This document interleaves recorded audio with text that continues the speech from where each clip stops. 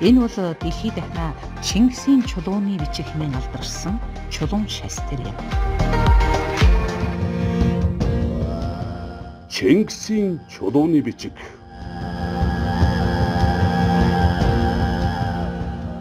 За та бүхэн сонирхож байгаа бол энэ бол одоо Японуудын хийсэн яг одоо жинхэнэ хэмжээсээрээ стампаж гэж хэлдэг юм да. Манайхнаар бол татардас заас тавьж байгаа авцсан бичээсэн маань бүрэн болоо энэ байгаа.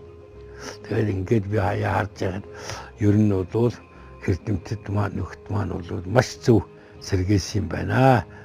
Өөрөөр унших аргагүйгээр сэргээсэн юм байна гэдэгтээ бол би санал нэгдэг. Чингисийн чулууны бичээсийн талаар 200 гаруй жилийн туршид дэлхийн хийгээд Монголын нөлөө бүхий олон эрдэмтэн судалсан болохоор утга санаа, үг хэллэгийн хувьд санал зөрөөд байх зүйл гардаггүй. Гэрэлт хөшөөний үгийг цэнгийн дамдын сүрэнгийн буулгаснаар та бүхэнд хүргэе. Энэ хэдэн мөр монголчуудын 800-ны тэр тээх түүх рүү аваачна. Чингис хаан Сартуул иргэнийг эзэлж буцаж явахдаа хамаг Монгол улсын ноёдыг Ухаас очих 2 гэдэг газар цуглуулахад 9 мэргэн 335 алдад мэргэн онсон.